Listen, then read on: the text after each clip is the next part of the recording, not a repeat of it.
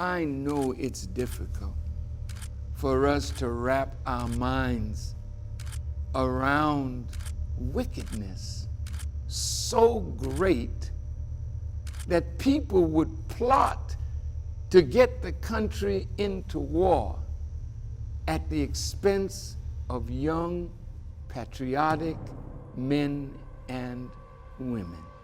But this is exactly what has happened. The U.S. Maine was a lying wonder. World War I, the lies told. World War II, lies told. Vietnam, lies told. And here, 9/11, the World Trade Center destroyed. This was the beginning of a war against Islam. Our war on terror begins with Al-Qaeda, but it does not end there. It will not end until every terrorist group of global reach has been found, stopped, and defeated.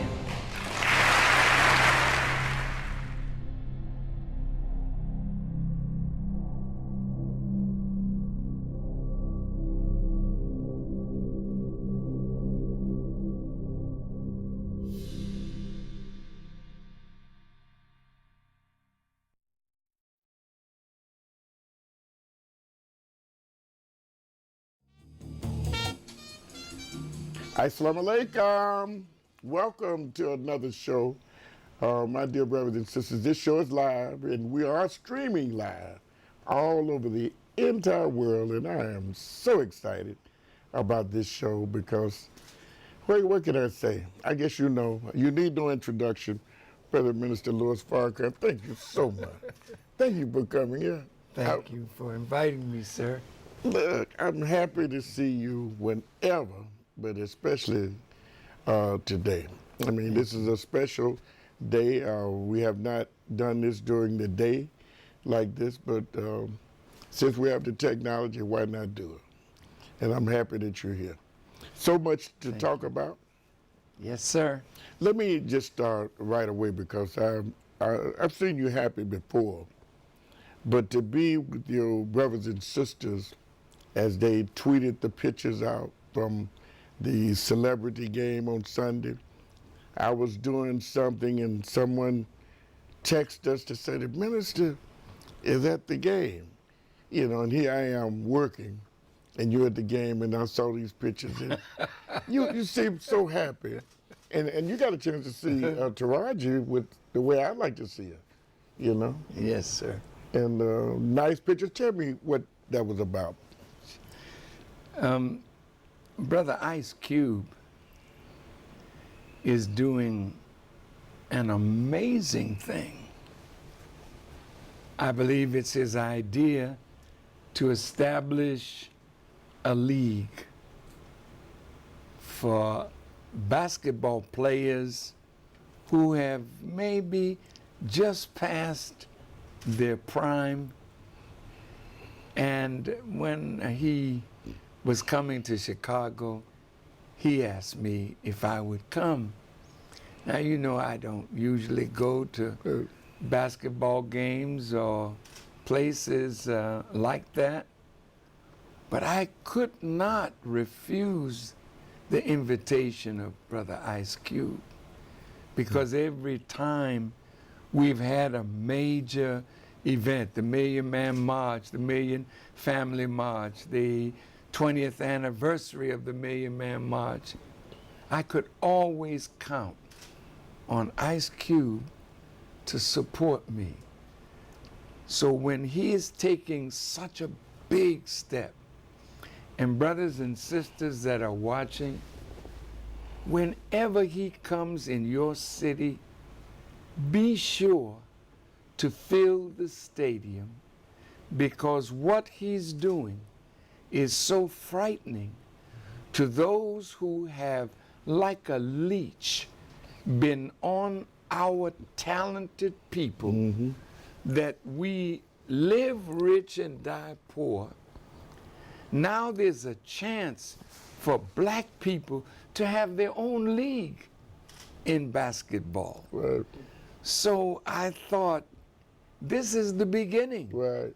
of the reclamation of what really belongs to us. The talent that is in our people is equal to, if not greater than, the nations that have gold as a supply, or oil as a supply, or cocoa, or tea, or coffee.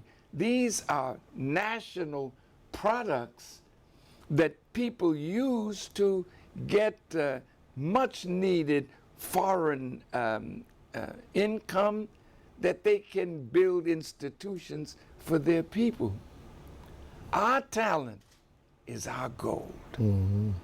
Our talent is our oil. Our talent is what God has given us that others have exploited to their advantage and to our disadvantage. And so Ice Cube is saying, well, enough is enough. Let's see if we can exploit our talent, make money, and help to build institutions for our people. Man, I was so happy to be there, to sit among our people who were really having fun. The players gave it all they had, and I had never seen half-court basketball with a 4-point play, and I'm sure the NBA is watching because of the creative genius of our people. So I think my son told Ice Cube, you better patent that 4-point play, man, so if they try to use it, you can get something for it. You know, It's time. it is beautiful to see how effective you've been with these brothers. When you did the tour, Stop the Killing in the 80s, and you were all out in California, and it shows you that a lot of this has resonated, even though it may not be in droves or in bunches, but if it's one, as you say, economically speaking. And of course, recently you wrote an article about economics being warfare. And, you know, I think I have some sense of what you mean, but why don't you share that? Sure. Economics is the business of life itself. In the word business is business, and what is the activity of life? The activity of life for every living creature is to do something for itself. I opened my window to my bedroom the other day, and I saw all these hornets. And they had built a nest right up in the corner of where my window opens. And I looked at that and I said, nah, the Bible is sure right. Foxes has holes and birds have nests. And our people are homeless, out of doors, and naked. Something is wrong with that picture. And that's why the scripture refers to us as a dead people, not physically dead, but mentally dead, spiritually dead, because had we been alive, we would be in the business of life. And what is that? Preparing food, clothing, shelter for yourself and your people. Having land where you can dig into that earth and produce products to give to your people and sell the surplus, making trade and commerce a part of the activity of living people. So when we say business is warfare, it shouldn't be that way. But it is that way when black people decide that we are going to do something to help ourselves, the enemy That's right. that has been sucking the lifeblood out of us all of these years feels threatened because our pocketbook has been their bank. That's right. And they keep going in, building, and while we're sitting, suffering. So with us, when we do business, it's warfare with them. So we've got to be on a war footing too. So every business in this city of Chicago, when our brothers and sisters came up from the South in the early 20th century, they knew what segregation caused them to have to do. They had their own this, their own that. So when they came up from the South, the Southern black man was the top businessman, and Chicago was the mecca of black entrepreneurship. But every generation, it got weaker and weaker, and now those same business people that made Chicago our mecca for business, Detroit, a mecca for business, New York, a mecca for business. Now everywhere you look, we are out of business, and foreigners, immigrants are in our community taking the lifeblood of our community. So we've got to look at it like it's warfare. Yes. You can't go in the Chinese community and set up a chow mein shop. Right. No, you can't go in the Italian community and set up noodles. As much as we like noodles, we're going to have our own. You can't even set up a barbecue place. And that's because they can do the same thing, and they feel they can do it better. We got to do something for self and fight to preserve, protect, and develop where we live and give our people our needs. Brothers and sisters, we're streaming live all over the entire world. You can call us at 773-434-6625. 773-434-6631. But I think if you be patient, as we used to say in the old days, you'll answer that question. It was on their mind, but before it's over, you'll get to it. Because there's so much I want to say to you, because the importance of the things that you're doing, and just as you elaborated on the economics being warfare, you have had long conversations with Jay-Z. Forgive me, I may not pronounce his name proper, but I may learn how to listen to him more, since he's so profound and so popular. All my grandchildren seem to know more about him than me, but I'm getting there. But you've actually had conversations with these guys. They admire and are impressed with you.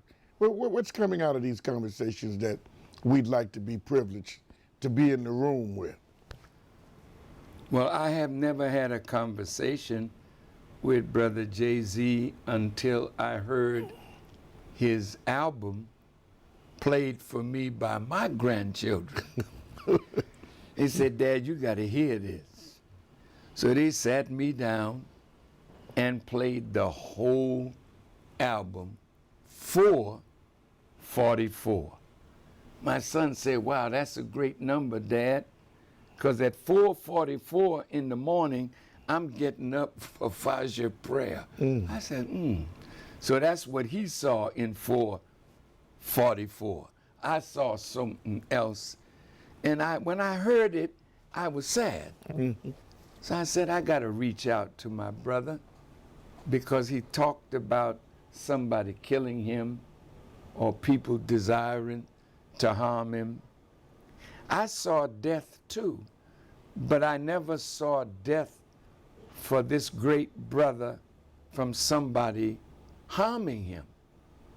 So I called him and I said to him, "Brother, I see death too, but I see the death of Jay-Z of old. And I see the birth of a new Jay-Z. Jay-Z who in that album talked about his beginning with drugs. And he's one of the few brothers who sold drugs, who was allowed to get out of the drug business and clean the money by doing something progressive like the Kennedys did. Right. You notice how I said Mr. Kennedy did. And the Rothschild. Because these people engaged in criminal activity, but they were allowed to cleanse the money from illegal activity to send their children to college, to make one a senator, two a senator, and one a president of the United States. And right here in downtown Chicago is a big building, a merchandise mart, as a sign of Kennedy wealth. That's right. But Rick Ross was not allowed to do that.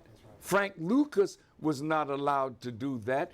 Big Meech was not allowed to do that. So once we get into the drug business, when they bust us, they take the drugs. That's right. Take And what the we money. have, then they redistribute the drugs, and then take the money and pass it out to whoever they want to pass it out to.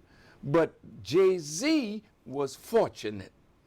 And from that, Jay-Z built an empire off of rap, and he and his wife, Beyonce, are now billionaires. Well, I heard him say, what's better than one billionaire? That's right. It's two of the same hue. I said, boy, this man, to me, is becoming a leader in the economic development of our people. Because if that billionaire family meets with P. Diddy, Right. meets with others, and they pool their resources. He talked about the Jewish ownership of property. I do not know how that is anti-Semitic. The Honorable Elijah Muhammad told us, study the white man. Right. He is successful. He makes no excuses for his failures, and he works together in a collective way. We should do the same. Black people are too individualistic. In order to do great things, we've got to learn the value of pooling our intelligence, our knowledge, our money, to do the thing that will cause us to be honored and respected by civilized people all over the world. So I saw Jay-Z's album, God, as a new beginning for him, and possibly a new beginning for us. And by my showing up at Ice Cube's start of a basketball league for black people, wow. If tomorrow this gets bigger and bigger, white people that own the stadiums may say, I'm sorry, we're not renting to you. Then we'll pool our money and buy stadiums and buy places for our artists to perform. Look, it's our day now. Yes, sir. And we can't sit around and act bad if the white man don't want us in his place. Set the thing up for yourself. The time is now. That league will have black people and white people and Asian people and Arab people spending their money to see us, because we are the game. That's We right. are the real That's right. game. That's right. In sport and play. Let's make some money for self and do something constructive to advance our people. You know, what I love about you is that I know you're going to give me at least an hour, and you get emotional a few more minutes.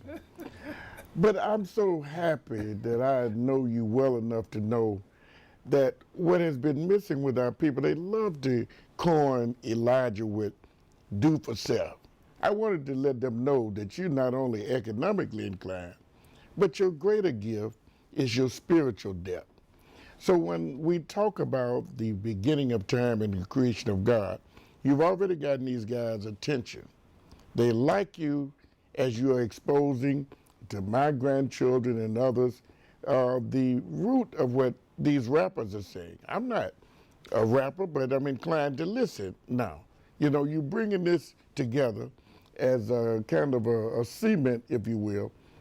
But when you think about the depth of your 60-year longevity, explain to the people the beginning of time and the creation of God in the sense that you can, because I think they see Elijah a little lightweight. And this is what has enabled you to go to the ends of the earth, have conversations with people all over the earth, because you bring a superior message, and they really, in my opinion, don't see the level. You know, like some people say, well, where did you come up with that? Elijah's a tough man. and like, if you with him, that's putting it mildly. That's right. So can you help me? I'll say it like this, please. Brother Munir. That's a very heavy subject. I know. But as a person who is looking at the students of the Honorable Elijah Muhammad, just stop a moment. There would be no Malcolm if there were no Elijah. There would be no Muhammad Ali if there were no Elijah. There would be no Imam Warithuddin Muhammad were there no Elijah. And there certainly would be no Farrakhan if there were no Elijah. And there are many more in between these that he produced that were stars in their various cities, and their light outshined the light of the so-called scholars and leaders in their cities. This is to show us the majesty of when God intervenes in the affairs of a people. He did not come to make us followers of the other religious scholars. I mean, look, I just put it like this, Munir. Please. Scholarship is one thing. Revelation is another. We're not here to deal with the cheap scholarship of the world, because if you were real scholars, your flock would reflect your scholarship, and the condition of the world would be better because of your scholarship. Elijah Muhammad was given revelation by God in the person of Master Fard Muhammad, the great Mahdi. And because of that revelation, the gift of the nation to the world is a transformed human being that will not bow down to the foolishness of this world, nor to those whom you claim are brainy scholars. No, not today. God is present, and your wisdom, as the Bible teaches, is like foolishness in the presence of God. You know, I sit back and smile with such great admiration and affection. I wish I could articulate it as well, you know, and you do it with such fervor. I love that about you. I want to go even further because there's so much I want to show the people about you. You know, 60 years, which you don't really talk about too much because you look like you just came on the earth. You know, you look so young. And it's supposed to be a little bit of regression, isn't it? Physically. Well, it is, believe me. But I'm so happy. But I'm looking at the picture of that guy there. Yeah, but he looking pretty good, even if I had to say so. Yeah, that's what I'm saying. I mean, and we don't have Photoshop. I say y'all got beauticians in the screen fixing. So I think I have a call. Somebody, do you want to take a call? You got time for one? You the boss here. Now look, I'm coming to you, but let me set this up first because I want all of you around the world to recognize what it's like for me, to be able to sit and talk with this guy. Sometimes when you get older, you get emotional and you just shed tears about a lot of things.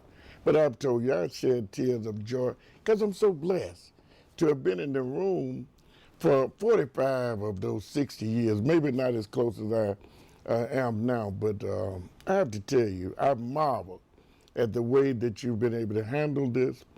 You once told me, said, brother, sometime you have to experience the bottomless pit of hell in order to experience the limitless heights of heaven. And you've endured and seen so much. I mean, to be the Million Man March is the ultimate for a lot of people. And you would think, so, okay, he's done this. But you come back here just at 10, 10, 15. Then after you do that day, then you go in the hotel and meet with about 10,000 brothers and say, we want 10,000 fearless men and women. I just left Atlanta watching, if it wasn't 10,000, it seemed like it. And I had a great time watching these people take instructions and doing exactly what you say do, and then people sit around and say, what should we be doing? You can't motivate and move everybody. But sometimes if it's one, the Honorable Elijah Muhammad said they killed 10 million of us. Some of us, those of us that are right here, we go on. So I'm saying I see a nation being built. I see a nation being sustained. Even in reading the article that I read about Medina, Mississippi, where would the Muslims go from here, which was a beautiful sight. But the absence of Elijah and Farrakhan was not permanently featured in that article. However, the inferences are, I'm looking at you. Elijah's been gone for a long time. You stood up as the reminder, and you said no one will destroy the reminder. I'm gone past belief. If you can get little people like me, who were insignificant, to fall in love with a man that I have not had an opportunity to walk with, but I loved him so much, and I wanted to know, how did you love him like that? How could you do the things that you did? I would question you, and you'd give me these little answers. If you thought it was silly, it wasn't silly to me. I really enjoyed the lessons that I learned because it makes me so confident to sit here today, and know where we've come from. But I want the people to understand that when you talk about the Honorable Elijah Muhammad, as all of us should, but you do it in a way that has been that testimony for him. And I want you to know I'll always be indebted to you for that. I mean that. You raised something, Brother Munir, that, some of us that are watching, some of us in this room and in the room next door have longed to see our people relieved of the burden of oppression. Right. Elijah Muhammad, the son and grandson of Baptist preachers, Right. read the Bible a lot in his youth, but he saw it differently than the way his father was preaching. And he told his father, I'm going to preach one day, but Dad, I don't think I'm going to preach what you preach it.